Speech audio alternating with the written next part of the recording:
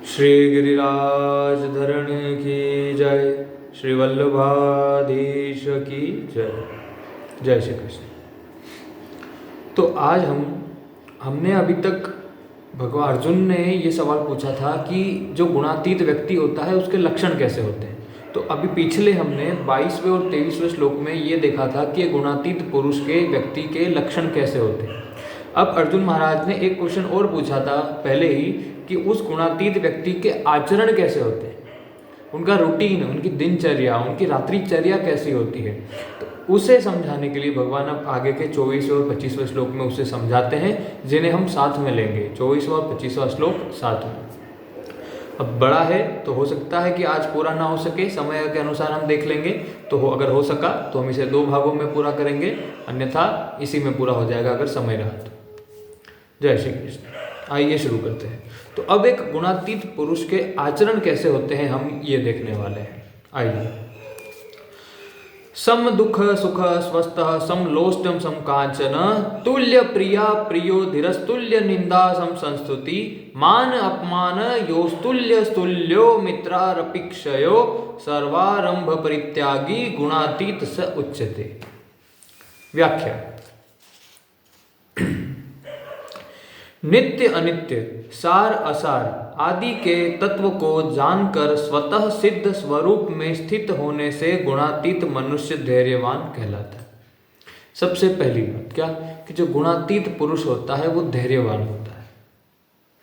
वो विचलित नहीं होता, अपने अंदर और बाहर आने वाले विकारों से, अनुकूलता या प्रतिकूलता से वो विचलित नहीं होता, धैर्यवान होता है, सम रहता है, एक जैसा रहता है, निर्विकार रहता है। सबसे पहला। आगे। पूर्व कर्मों के अनुसार आने वाली अनुकूल प्रतिकूल परिस्थिति का नाम सुख दुख है। हम जानते हैं सुख किसे कहते हैं। शरीर और इंद्रियां, इनके अनुकूल कोई परिस्थिति आती है तो उसे हम सुख कहते हैं, और शरीर इंद्रियां इनके प्रतिकूल कोई परिस्थिति आती है तो उसे हम दुख कहते हैं। वही बात यहाँ पे बता रहे हैं। अर्थात प्रारब्ध के अनुसार शरीर इंद्रियों आदि के अनुकूल परिस्थिति को सुख कहते हैं और शरीर इंद्रियों आदि के प्रतिकूल परिस्थिति को दुख कहते हैं। गुणातीत मनुष्य इन दोनों में ही सम रहता है, चाहे सुख आएगा चाहे दुख आएगा। ऐसा नहीं है कि बस वो सुख में सुखी हो रहा है, दुख में दुखी नहीं हो रहा, नहीं, दोनों बातें। ऐसा नहीं कि हाँ दुख आ गया तब तो चलो दिख रहा है कि हाँ रे कोई बात नहीं, फर्क नहीं पड़ता, और सुख आ गया तब उस सुख की कामनाओं में उस सुख को भोगने लगा है। नहीं, ऐसा नहीं होगा। वो सुख में सुखी नहीं होगा और दुख में दुखी नहीं होगा, दोनों में।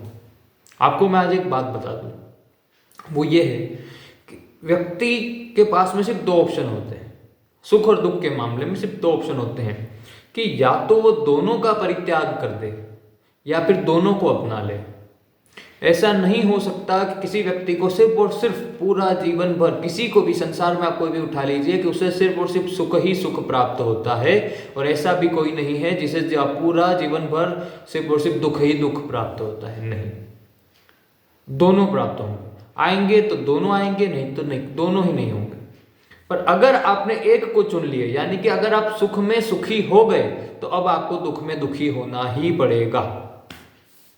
ऐसा नहीं है कि सिर्फ और सिर्फ मैं सुख ही सुख भोग लूं और दुख कभी आएगा नहीं। नहीं, या तो दोनों का परित्याग कर, दोनों को त्याग दो आप, कि मैं सुख में सुखी भी नहीं होता, दुख में दुखी भी नहीं होता। उदाहरण, किसी व्यक्ति के घर में पुत्र की प्राप्ति हुई, पुत्र का जन्म हुआ। अब जन्म होते ही बड़ा खुश हो गया, पूरे गांव में, समाज में सब तरफ उसने मिठाई बांटी, लोगों के ढोल नगाड़े बजाए, बड़ा खुश हुआ। अब क्या हुआ, उस संतान की जन्म होने पर उस संतान के उसने सुख को भोग लिया, सुखी हुआ। अब अगर भविष्य में वो संतान कुछ गलत कर्म करती है, इस प्रकार की क्रियाएं करती है जिसकी वजह से उसे उसका अपमान होता है, उसे दर्द होता है, उसे पीड़ा होती है, अब वो उसे उस संतान से प्राप्त होने वाले दुख को भी अब उसे भोगना पड़ेगा। क्यों?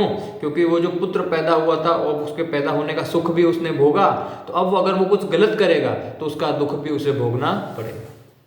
पर वैसे अगर किसी के घर में किसी को पुत्र रत्न की प्राप्ति हुई, पुत्री की प्राप्ति हुई, पर वो ना सुखी हुआ, उसे कोई लेना देना नहीं था। अब ऐसे ये अपने पुत्र के लिए तो नहीं होता, पर सोचिए किसी और के लिए, कोई दूसरा व्यक्ति है, पड़ोसी हो गया या दूसरे गांव का कोई व्यक्ति है, उसको पुत्र हुआ, आपको खुशी नहीं हुई, आप उसके पुत्र की पैदा होने पर आप सुखी नहीं हुए। अब उसका पुत्र अगर कुछ गलत कर्म करता है तो आप दुखी भी नहीं होंगे, क्योंकि आपने उसके द्वारा प्राप्त हुए सुख को नहीं भोगा था, तो अब उसके द्वारा दिए गए दुख को भी आप भोगने वाले नहीं हैं। इसी प्रकार से जो गुणातीत पुरुष होता है वो सुख में सुखी नहीं होता और दुख में दुखी नहीं होता, दोनों को ही त्याग देता है। और आपको या तो दोनों मिलेंगे या दोनों नहीं मिलेंगे। अगर कोई व्यक्ति ऐसा सोचे मुझे सिर्फ और सिर्फ सुख ही सुख मिलेगा या सिर्फ और सिर्फ दुख ही दुख मिलेगा, ऐसा नहीं हो सकता। या तो दोनों होंगे या दोनों नहीं होंगे। अब दोनों नहीं होने की स्थिति तो बस वो गुणातीत व्यक्ति की स्थिति में ही होती है कि उसने सबका त्याग कर दिया, वो गुणातीत हो चुका है, अब वो सुख में सुखी नहीं होता, दुख में दुखी नहीं होता। अन्यथा तो संसार में तो हर कोई भी संसारिक व्यक्ति है तो उससे तो सुख और दुख प्रभाव मिलने वाले ही हैं। इसीलिए भगवान कहते हैं गीता में ही, ये संसार क्या है, दुखालयम अशाश्वतम, ये दुखालय है, दुखों का घर है। क्योंकि आपको जो सुख जो प्राप्त आपको लग भी रहा है सुख, वो सिर्फ और सिर्फ सुख की छाया है, वो सुख क्षणिक मात्र है, अशाश्वतम, टेम्पररी है, फिर दुख तो आना ही आना है। अल्टीमेटली इस संसार में व्यक्ति को दुख ही दुख प्राप्त होता है। और 4 प्रकार के दुख तो हर व्यक्ति को आते ही आते हैं, चाहे कोई भी हो। कौन सा? जन्म, मृत्यु, जरा, व्याधि। जन्म, मृत्यु, जरा, व्याधि, ये 4 दुख तो हर व्यक्ति को मिलने ही मिलने। अब वो कैसा भी कर्म करे, कितने अच्छे पुण्य आत्मा भी क्यों ना हो, ये 4 दुख तो जन्म होगा। 9 महीने माता के गर्भ में रहने की जो पीड़ा है उसे भोगना पड़ेगा। मृत्यु का भय और मृत्यु में के समय होने वाली पीड़ा व्यक्ति को भोगनी ही पड़ती है। जरा यानी बुढ़ापा जिस व्यक्ति को आता है, बुढ़ापे की जितनी भी समस्या है उसे वो भोगना ही पड़ता है। और व्याधि, बीमारियाँ, इस संसार में ऐसा कौन है जो कभी बीमार नहीं हुआ, जिसे कभी चोट नहीं लगी, कुछ नहीं हुआ? नहीं हो सकता। तो ये 4 दुख तो हर व्यक्ति को भोगने ही पड़ते हैं। इसलिए भगवान कहते हैं कि संसार क्या है, दुखालयम अशाश्वतम। एक तो ये दुखों का घर है और अशाश्वत, टेम्पररी है। आगे तो गुणातीत मनुष्य इन दोनों में सम रहता है। तात्पर्य है कि सुख दुख रूप बाहरी परिस्थितियां उसके कहे जाने वाले अंतःकरण में विकार पैदा नहीं कर सकती। ये जो सुख आ रहे हैं, दुख आ रहे हैं, वो बाहर से आके बाहर ही चले जाते हैं, उसके अंदर कोई विकार उसको विचलित नहीं कर सकती, उसको सुखी दुखी नहीं कर सकती। स्वस्थ स्वरूप में सुख दुख है ही नहीं, ये भी बात है। जो सुख और दुख का जो आभास हो रहा है वो व्यक्ति के स्वरूप में, उसकी आत्मा में नहीं हो रहा है। ये जो भी विकार आ रहे हैं, जो भी सुख और दुख को भोग रहा है, वो व्यक्ति अपने मन की स्थिति पर, मन के लेवल पर, अपनी इंद्रियों के स्तर पर, अपने शरीर के स्तर पर भोग रहा है। स्वयं में जो हमारा वास्तविक स्वरूप है, परमात्मा का अंश जिसको हम कहते हैं जीवात्मा, उसके अंदर कोई विकार होता ही नहीं। वो ना, उसके अंदर ना कोई सुख होता है ना कोई दुख होता है। स्वरूप से तो सुख दुख प्रकाशित होते हैं, अतः गुणातीत मनुष्य आने जाने वाले सुख दुख का भोक्ता नहीं बनता, प्रत्युत अपने नित्य निरंतर रहने वाले स्वरूप में स्थिर रहता है।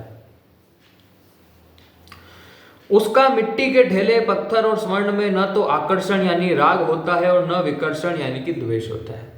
उसके लिए जो गुणातीत पुरुष होता है उसके लिए मिट्टी, सोना, चांदी सब बराबर होते हैं।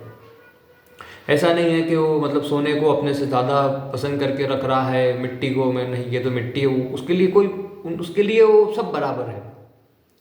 क्या मिट्टी, क्या सोना, क्या चांदी, उसके लिए सब बराबर है। उसका किसी एक व्यक्ति या वस्तु, स्थान या घटना, काल, किसी के भी प्रति उसका कोई राग नहीं होता और ना ही उसका किसी के प्रति द्वेष होता है। जो गुणातीत हो चुका है, गुणातीत व्यक्ति के अंदर से राग और द्वेष दोनों ही चीजें हमेशा के लिए खत्म हो जाती है। उसका किसी के प्रति राग नहीं होता, उसका किसी के प्रति द्वेष नहीं होता। ऐसा नहीं है कि उसे ये चीज ज्यादा प्रिय है और ये चीज उसे कम अप्रिय है, नहीं, राग भी नहीं है और द्वेष भी नहीं है, दोनों नहीं हो सकते। पर हाँ, अब आगे बताने वाले भी हैं कि व्यवहारिक क्रियाएं तो करनी पड़ेगी। ऐसे मिट्टी मिट्टी की जगह है, सोना सोने की जगह है। सोने को जिस तरीके से रखा जाता है, जहाँ रखा जाता है वहीं रखेगा। मिट्टी को जिस तरीके से रखा जाता है उसे वहीं रखेगा। सोने को तिजोरी में रखना है तो तिजोरी, ऐसा नहीं उसके लिए बराबर हो गया तो बाहर फेंकता जा रहा है, नहीं, ये तो व्यवहारिक है। व्यवहार में, क्योंकि जीवन तो वह अपना व्यतीत करना है। अगर वो गृहस्थ है, गुणातीत गृहस्थ होते हुए भी व्यक्ति हो सकता है और विरक्त होते हुए भी, यानी संन्यास धर्म के को भी अगर व्यक्ति अपनाता है तब भी गुणातीत हो सकता है, और गृहस्थ धर्म को भी अपनाता है तब भी वो व्यक्ति गुणातीत हो सकता है। इसका गृहस्थ और संन्यास से मतलब गुणातीत होने का कोई लेना देना नहीं होता।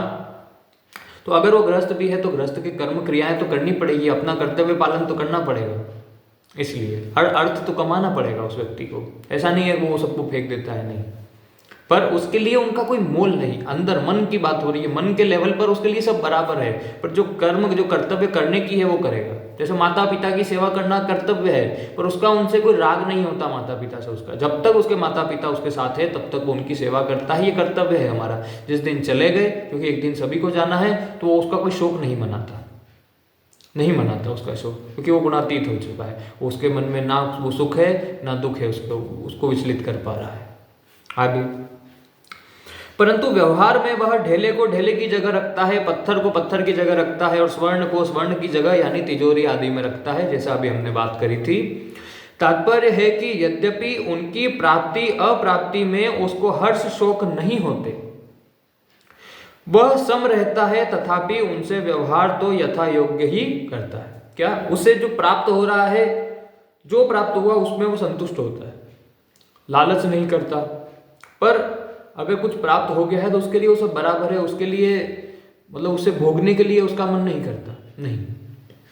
व्यवहार की दृष्टि से जो भी कर्म क्रिया करनी है, कर्तव्य है, उसके अनुसार चलेगा, पर उसका उसमें कोई आसक्ति नहीं होती। बात यहाँ पे सारी आसक्ति की हो रही है। आप लोग कह देते हैं कि बड़े बड़े बाबा जी है, संत महात्मा है, तो बड़ी बड़ी कारों में क्यों घूम रहे हैं? अरे घूमने दीजिए, उनकी कार में घूमना उनका दोष नहीं है। दोष उनमें कब हो जाएगा? जब उनकी उस कार, उस मान, उस प्रतिष्ठा, वो जो धन है, उनसे उनकी आसक्ति हो जाए। उससे अगर उनकी आसक्ति है तो दोष है, क्योंकि अब आसक्ति राग हो चुका है, तो अब वो गुणातीत नहीं हो सकते, उन्हें भगवत प्राप्ति नहीं हो सकती। पर अगर उनका उससे कोई राग नहीं है, कोई ना कोई राग है ना द्वेष है, कोई आसक्ति नहीं है, अब उन्हें कोई व्यक्ति अपने कार में उठाकर लेकर जा रहा है, तो इसमें कोई समस्या नहीं है। ये देखकर तो हमें उनके प्रति ये दोष दृष्टि नहीं करनी चाहिए कि ये संत महात्मा होकर ऐसे कैसे जा रहे हैं, इतने महंगी गाड़ी वगैरह वगैरह, नहीं। आगे, ढेले, पत्थर और स्वर्ण का ज्ञान न होना समता नहीं कहलाती। समता वही है कि इन तीनों का ज्ञान होते हुए भी इनमें राग द्वेष न हो। ज्ञान कभी दोषी नहीं होता, विकार ही दोषी होता है। जब जैसे यहाँ पर बोल दिया, ऐसा नहीं है कि व्यक्ति के पास में ये ज्ञान ही नहीं है कि भैया पत्थर और सोने में फर्क ही नहीं कर सकता, नहीं। जो गुणातीत हो गया है वो भी पत्थर और सोने में फर्क जानता है, पर उसकी उनसे आसक्ति खत्म हो गई, उसके लिए पत्थर और सोना बराबर है, उसकी उनमें कोई आसक्ति नहीं है। देखिए, हर बात फिर से कह रहा हूं, मन के लेवल पर बात हो रही है, बाहर अंदर, बाहर की नहीं। बाहर से तो वही कर्म वही क्रियाएं करनी है, सोने को सोने की जगह रखूंगा और पत्थर को पत्थर की जगह, पर मन में अंदर से मेरे लिए सोना और जो पत्थर है, मिट्टी है, सब बराबर है, उनसे मेरी कोई आसक्ति नहीं है। वो मेरे पास में अगर होता है तो भी मैं संतुष्ट हूं, और अगर वो मेरे पास नहीं है तो भी मैं संतुष्ट हूं, ये कहना चाह रहा हूं। आगे,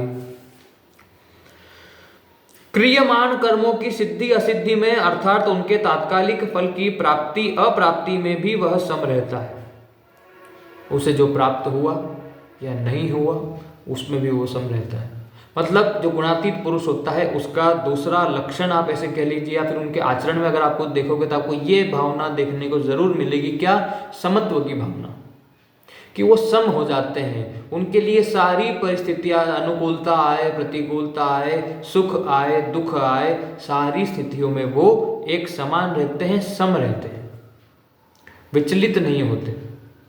आगे, निंदा और स्तुति में नाम की मुख्यता होती है। गुणातीत मनुष्य का नाम के साथ कोई संबंध नहीं रहता, अतः कोई निंदा करे तो उसके चित्त में खिन्नता नहीं होती, और कोई स्तुति करे तो उसके चित्त में प्रसन्नता नहीं होती।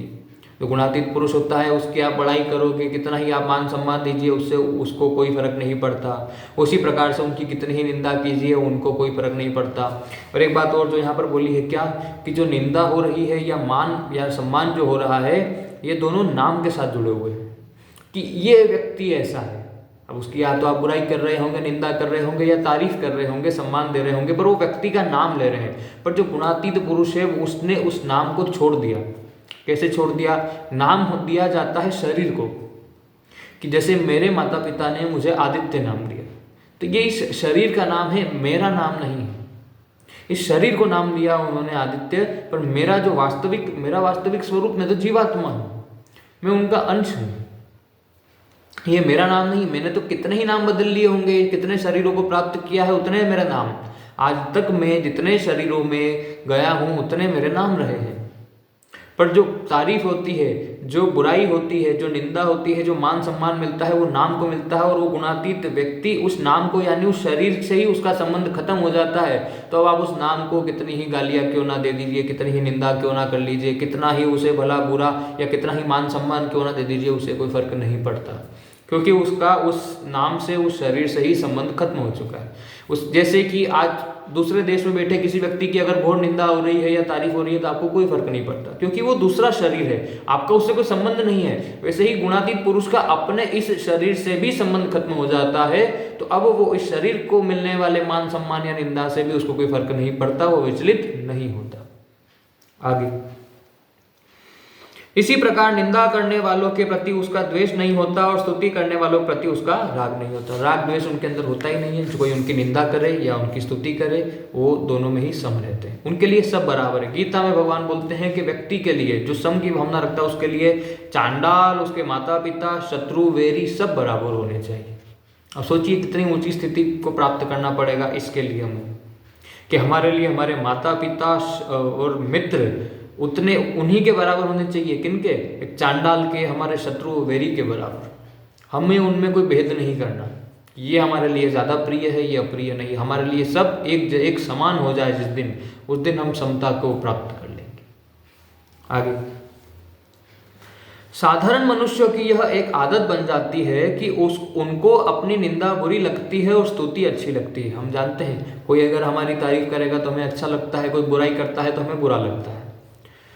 परंतु जो गुणों से ऊंचे उठ जाते हैं उनको निंदा स्तुति का ज्ञान तो होता है, पर वे बर्ताव भी सबके साथ यथोचित ही करते हैं, पर उनमें निंदा स्तुति को लेकर खिन्नता प्रसन्नता नहीं होती, कारण कि वे जिस तत्व में स्थित है वहां गुणों वाली प्रकृत निंदा स्तुति पहुंचती ही नहीं।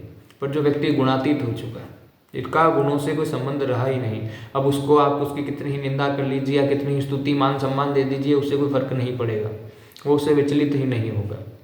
हालांकि अंदर से, पर बाहरी जो क्रिया करनी है वो तो हो सकता है कि वो करे। जैसे आपने कोई संत महात्मा है, गुणातीत है, आप उनको कितनी ही उनकी निंदा कर रहे हैं, कितना ही आप उन्हें भला बुरा कह रहे हैं, आप देखना वो आपको कुछ नहीं कहेंगे। पर जैसे ही आप अगर उनके इष्ट पर बात आ जाती है, उनके गुरु पर बात आ जाती है, धर्म पर बात आ जाती है, तो वो फिर चुप नहीं रहने वाले, वो शस्त्र भी उठा लेंगे। क्योंकि भगवान ने भी क्या बोला अर्जुन महाराज को, माम मनुस्मर युद्ध च, मेरा स्मरण करते हुए युद्ध करो। तो युद्ध करने को तो कह रहे हैं, क्यों? क्योंकि अधर्म का नाश तो करना है। तो अधर्म अगर वो देखते हैं तो फिर वो मतलब ऐसा नहीं है कि वो चुप बैठे तब भी कुछ नहीं कह रहे, नहीं, तब विचलित तो नहीं हुए, पर उसको खत्म करना उनका जिम्मेदारी है, उनका कर्तव्य है, तो वो जरूर करेंगे। पर अंदर से भी जब उसको व्यक्ति को अगर वो मार भी रहे, जैसे भगवान श्री कृष्ण ठाकुर जी जब कंस को मार भी रहे थे तब भी वो हंसी रहे थे, क्योंकि उनके मन में कोई कंस के प्रति कोई द्वेष, कोई क्रोध था ही नहीं। हंसते, उन्होंने जिसको मारा हंसते हंसते ही मारा। प्रेम भी सबको, मतलब भगवान श्री कृष्ण को देखना, हमेशा आपको एक ही भाव में दिखेंगे, प्रसन्नता के भाव। चाहे किसी का वध कर रहे हो, चाहे किसी को प्रेम कर रहे हो, चाहे किसी को दुलार कर रहे हो, हर परिस्थिति में भगवान एक ही स्थिति में दिखाई देते हैं, वो है प्रसन्नता की। क्योंकि भगवान किसी का वध भी कर रहे थे या किसी को दुलार भी कर रहे थे, सभी को एक ही धाम, परम धाम, मोक्ष की ही प्राप्ति हुई। पौंड्रक वासुदेव के बारे में आपने सुना होगा, जो भगवान श्री कृष्ण की तरह थोड़ा दिखता था और वो अपने आप को बोलता था कि मैं कृष्ण हूँ। तो अब इस कारण से हुआ क्या, वो हर समय चिंतन तो भगवान का ही करता था। भगवान ने उसका वध किया और वध करके उसे कौन से मोक्ष की प्राप्ति करवाई? स्वारूप्य मोक्ष की। मैंने एक बार बताया था अभी कुछ दिनों पहले कि मोक्ष 5 प्रकार का होता है, उनमें से एक होता है स्वारूप्य मोक्ष, जिस मोक्ष में व्यक्ति भगवत स्वरूप हो जाता है, भगवान जैसे दिखते हैं, वो भगवत स्वरूप हो जाता है, अब नारायण का स्वरूप प्राप्त कर लेता है। और पौंड्रक वासुदेव, क्योंकि उसकी इच्छा यही थी कि मैं कृष्ण हूँ, मैं वासुदेव हूँ, मैं असली वासुदेव हूँ, वो नकली है, तो उसे भगवान ने वही रूप, वही स्वारूप्य मोक्ष को प्रदान किया। ये भगवान की कृपा है। आगे, निंदा और स्तुति ये दोनों ही परिकृत क्रियाएं हैं। उन क्रियाओं से राजी नाराज होना गलती है, कारण कि जिसका जैसा स्वभाव है, जैसी धारणा है, वह उसके अनुसार ही बोलता है। और ये भी बात है, हम जानते हैं जिस व्यक्ति का स्वभाव जैसा है वो वैसा बोलेगा। बुरा व्यक्ति लोगों की बुराई ही करेगा, तारीफ नहीं करने वाला। और एक अच्छा व्यक्ति कोई संत हृदय का है, बड़ा ही पुण्यात्मा है, तो आप देखिएगा कोई व्यक्ति बुरा भी होगा तो फिर भी उसके लिए मतलब व्यक्ति देख क्या रहा है आप सामने, क्योंकि इस दुनिया में, संसार में ऐसा कोई व्यक्ति नहीं है जिसके अंदर सिर्फ और सिर्फ दोष ही दोष हो, या फिर सिर्फ और सिर्फ अच्छाई ही अच्छाई हो। नहीं, दोष भी दिखाई देंगे, कुछ उनके अच्छाई भी दिखाई देगी। अब व्यक्ति को दिखाई क्या देता है, जो खुद उसके अंदर है। अगर उसके अंदर दोष काफी ज्यादा है तो वो सामने वाले के अंदर भी दोष ही देखेगा। अगर उसके अंदर बुराई बहुत ज्यादा है तो सामने वाले के अंदर बुराई ही देखेगा। और उसके अंदर अगर अच्छाई है तो सामने वाले की अच्छाई देखेगा कि इसके अंदर ये चीज अच्छी है और ये चीज, कोई बुरा देखने वाला आ रहा है उसके अंदर ये चीज बुरी है। तो ये हृदय की बात है। व्यक्ति के अंदर जो है वही बाहर झलकता है, वही वो बाहर प्रकाशित करता है। आगे, तो जैसी धारणा है वह उसके अनुसार ही बोलता है। वह हमारे अनुकूल ही बोले, हमारी निंदा न करे, यह न्याय नहीं है। वो हमारी तारीफ करे, हमारे अनुकूल ही बोले, ऐसा तो हो नहीं सकता। अर्थात उसको बोलने में बाध्य करने का भाव न्याय नहीं है, अन्याय है। दूसरों पर हमारा क्या अधिकार है कि तुम हमारी निंदा मत करो। हमारा क्या अधिकार है दूसरों के ऊपर कि तुम हमारी निंदा मत करो, तुम हमारी तारीफ करो, हमारे बारे में बोलो? नहीं बोल सकते। ये तो, इस पर तो हमारा अधिकार ही नहीं है। दूसरों की भावनाओं पर हमारा कैसे अधिकार हो सकता है? नहीं हो सकता। हमारी स्तुति करो, ये कैसे कह सकते हैं? दूसरी बात, कोई निंदा करता है तो उसमें साधक को प्रसन्न होना चाहिए कि इससे मेरे पाप कट रहे हैं, मैं शुद्ध हो रहा हूं। अगर कोई हमारी प्रशंसा करता है तो उससे हमारे पुण्य नष्ट होते हैं। अतः प्रशंसा में राजी नहीं होना चाहिए, क्योंकि राजी होने में खतरा है। ये तो हमने सब सुना है, निंदक मेरे राखिए। निंदक को अपने पास रखो, वो आपका उद्धार, आपको ऊपर बढ़ाने में आपकी सहायता करेगा, जो आपकी निंदा करता है। और दूसरा ये सम्मानम घोर कल्याति गरलम, ऐसे करके एक श्लोक है, अभी मुझे याद नहीं आ रहा। वो ये कहता है कि सम्मान तो विष की तरह होना चाहिए। अगर कोई आपको सम्मान दे रहा है तो वो तो आपके लिए विष के समान है। और नीच अपमान सुधा, और जो आपका अपमान कर रहा है वो आपके लिए अमृत के समान है। आगे, पर अब समय हो गया है तो शेष हम कल के वीडियो में देखेंगे, क्योंकि आज समय पूरा हो गया और अभी भी बहुत सारा बाकी है, इसलिए। तो अभी आज पार्ट 1 इसी में है, पार्ट 2 हम इसका कल करते हैं। ओम शांति शांति शांति। श्री गिरिराज धरण की जय, श्री गोवर्धन नाथ की जय, श्री वल्लभाधीश की जय, परम दयाल श्री गुसाई जी की जय, श्री विठलनाथ जी की जय, श्याम सुंदर श्री यमुने महारानी की जय। जय जय श्री राधे पूछरी के लोठा की हुप हुप प्यारे।